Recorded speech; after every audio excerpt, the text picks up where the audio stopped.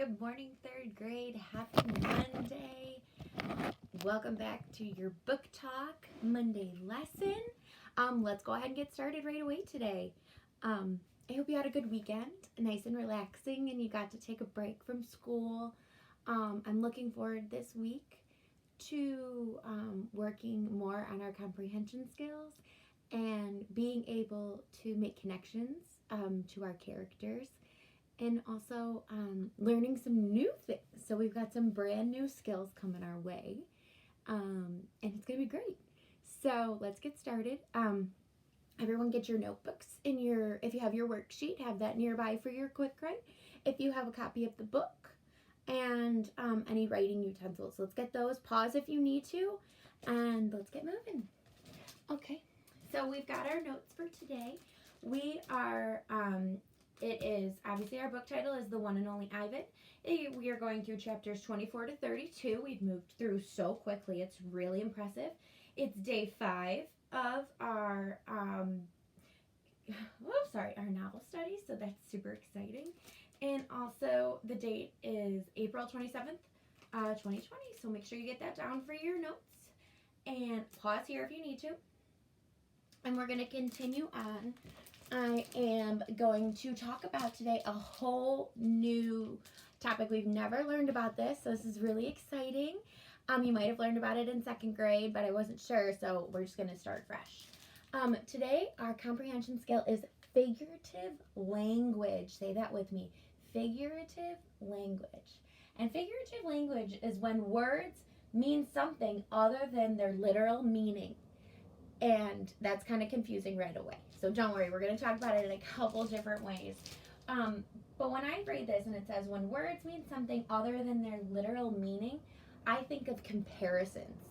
And I think of calling someone something that isn't it what it means. And it's a little confusing, right? And it's a word that maybe means one thing, but it doesn't mean that at all. So it's confusing, but that's okay. But we're going to focus on the comparison side of it.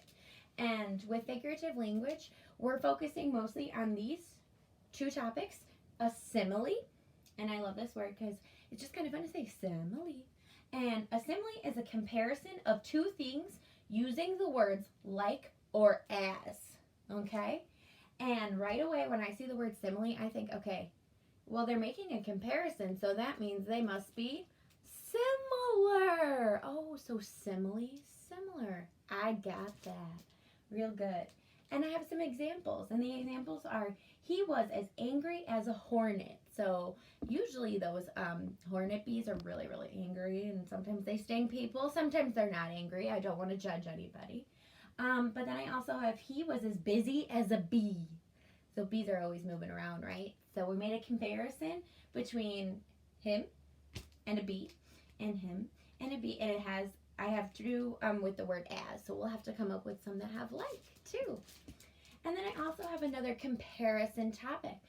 A metaphor is a direct comparison of 2 unlike things. So like and as are not used. It's just a direct comparison.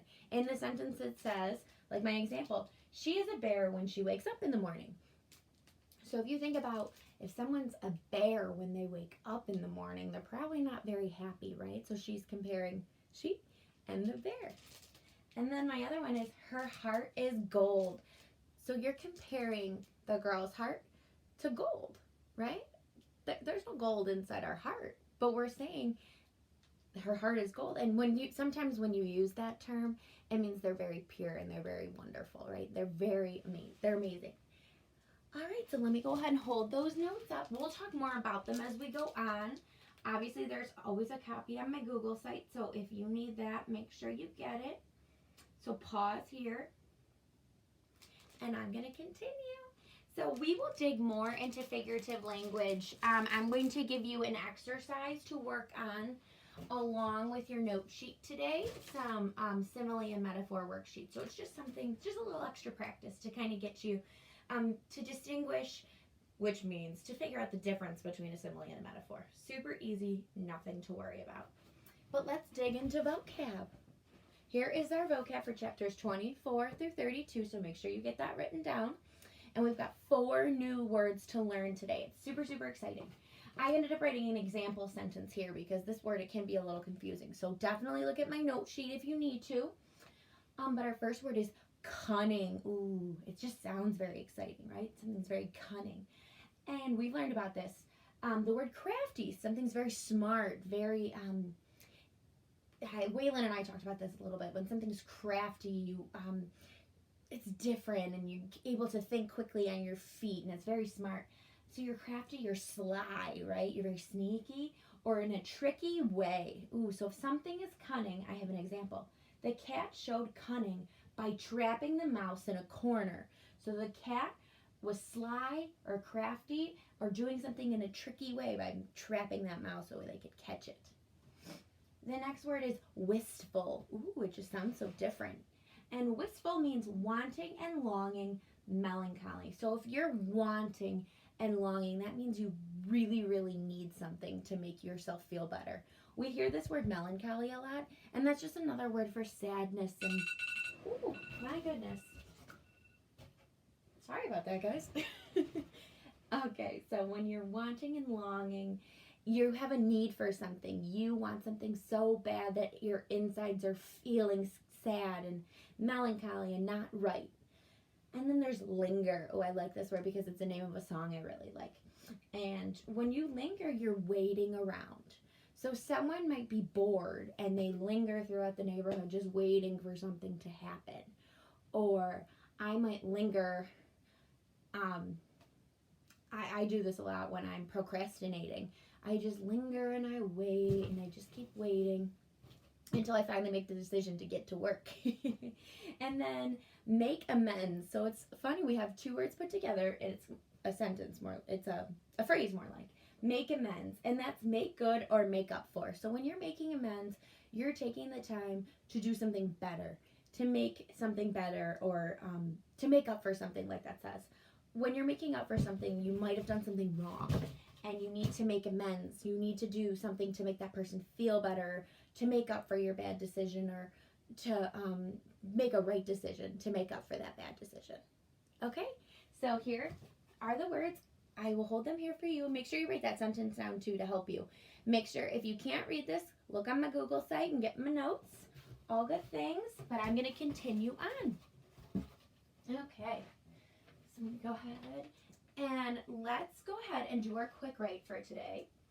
I'm going to get us all logged in and ready to go. Oh. So during this time, go ahead and get your book out if you have it, or the links to our text. Those will be necessary. Okay, let me get this pulled up. There it is. Okay, so our quick write for today, it's very simple. So remember, this quick write you're going to talk about in your flip grid for today. So the question is there anything, got a bunch of things popping up. Is there anything in life that you are tired of? What is it? Oh, I can think of plenty of things.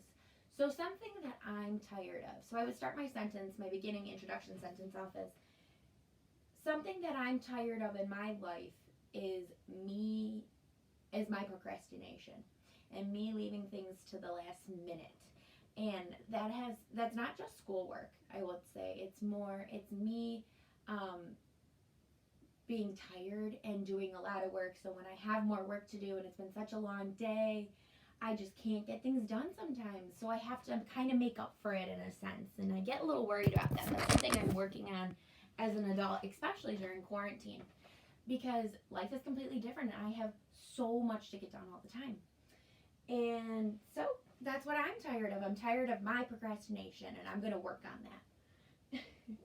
And so go ahead and pause here and get your quick write written down. You can put it directly on your note sheet, or you can write it in your notebook. No big deal. I'm looking forward to hearing about what you're tired of.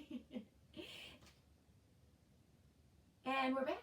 All right, so we are going to start reading. So today we are starting on page 46. The chapter is called Drawing Bob. I love Julia's pictures of Bob.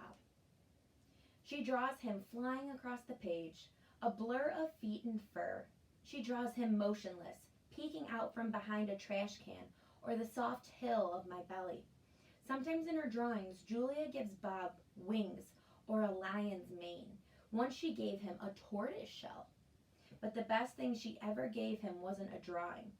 Julia gave Bob his name. What a cool thing to learn. For a long time, no one knew what to call Bob.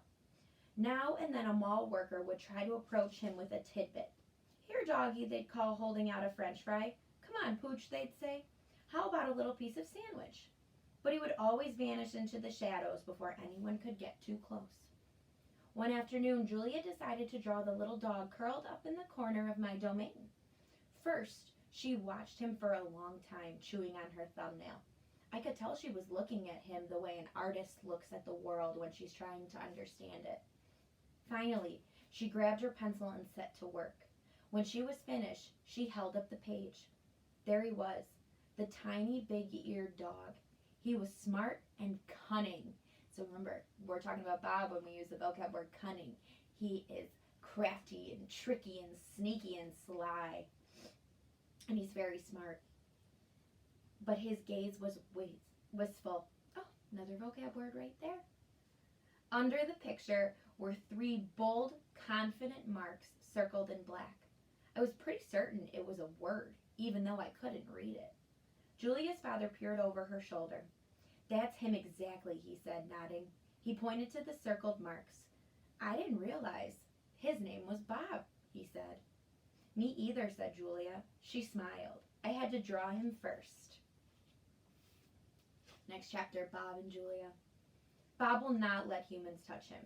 He says their scent upsets his digestion. So the digestion is your stomach and how you process food.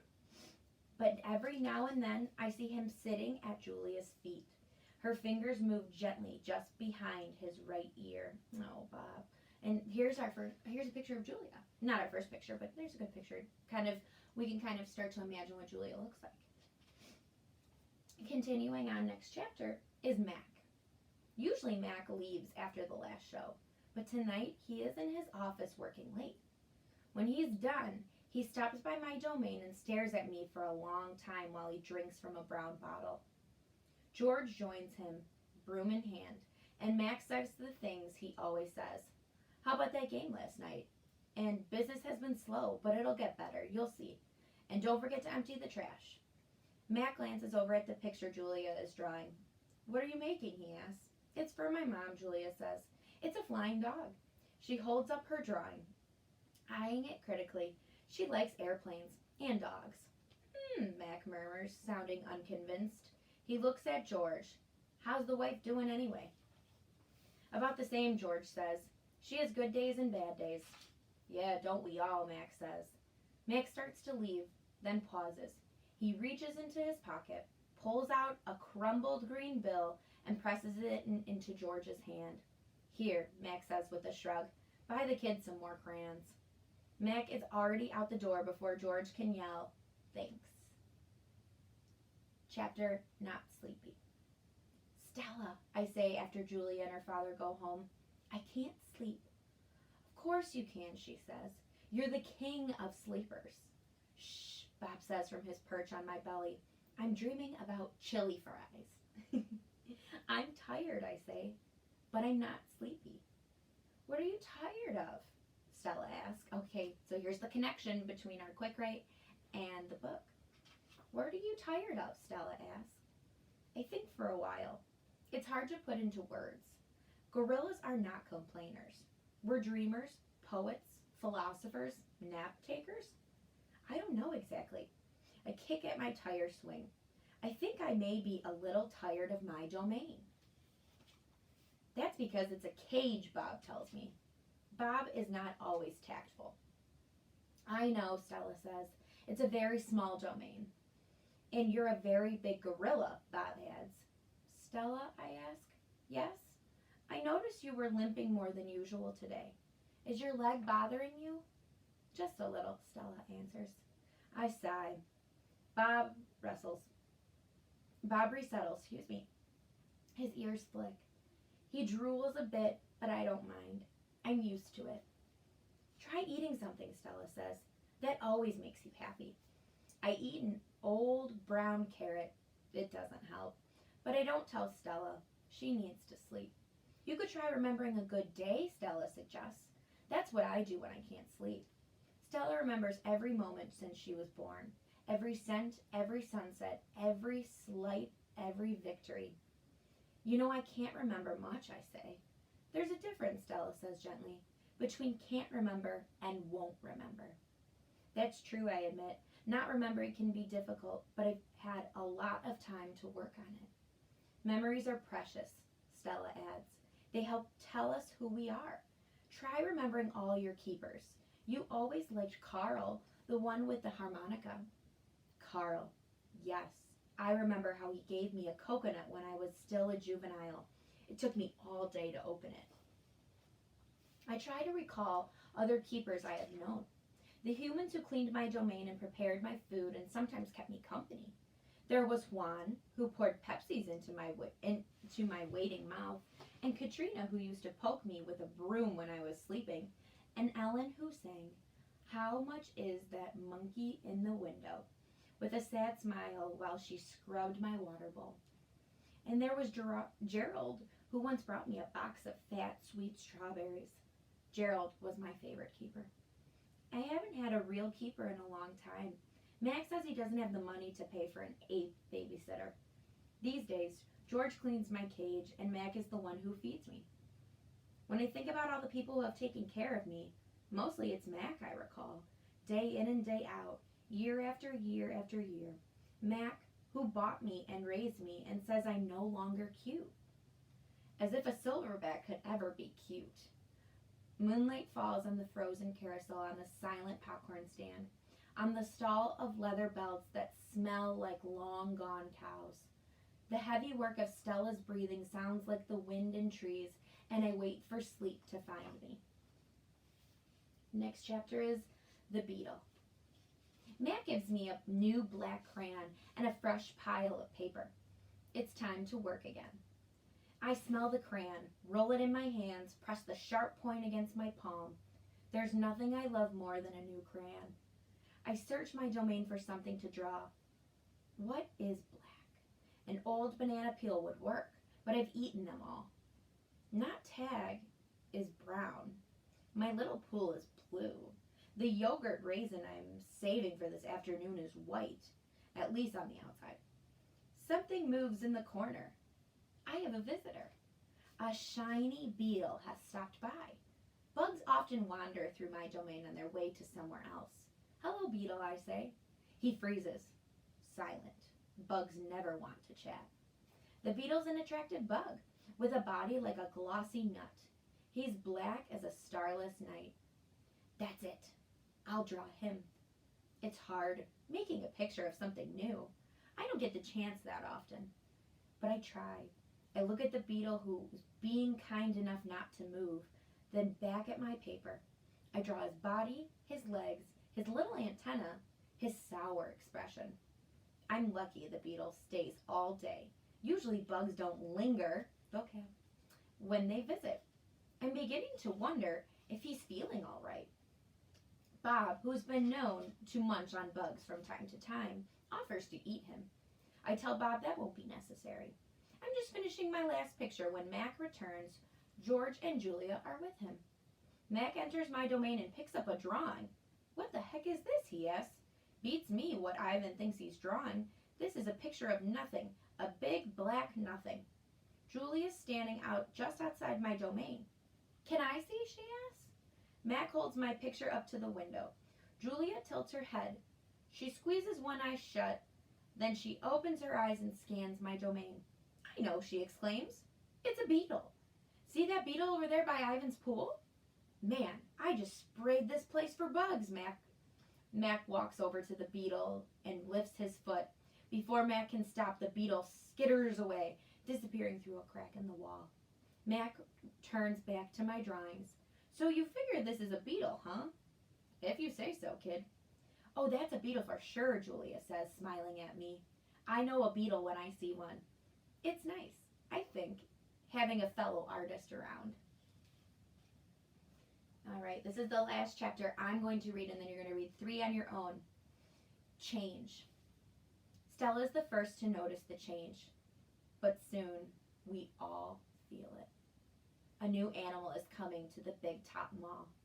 How do we know this? Because we listen, we watch, and most of all, we sniff the air. Humans always smell odd when change is in the air, like rotten meat with a hint of papaya. Oh my goodness, I just want to keep reading. Oh, okay, I'm going to read one more chapter. One more, and then you got 2 on your own today. Guessing. Bob fears our new neighbor will be a giant cat with slitted eyes and a coiled tail. But Stella says a truck will arrive this afternoon carrying a baby elephant. How do you know, I ask. I sample the air, but all I smell is caramel corn. I love caramel corn. I can hear her, Stella says. She's crying for her mother. I listen. I hear the cars charging past. I hear the snore of the sun, bears in their wire domain. But I don't hear any elephants. Okay, you're just hoping, I say. Stella closes her eyes. No, she says softly. Not hoping. Not at all. Why do you think Stella's not hoping for a new baby elephant to come? What do you think's going to happen? I want you to keep reading to find out. Great job today. You guys did so good. I'm so proud of you. It's not easy to listen to a video and stop and take notes and keep working. So I am so proud of you. Have a great rest of the day. Get your note sheet done. Turn in your flip grid. Make sure this week, do me a favor, that you submit your flip grids to the Monday tab and the Wednesday tab. Don't put them all in the Monday tab because I've taken on Mrs. Hebner's math class.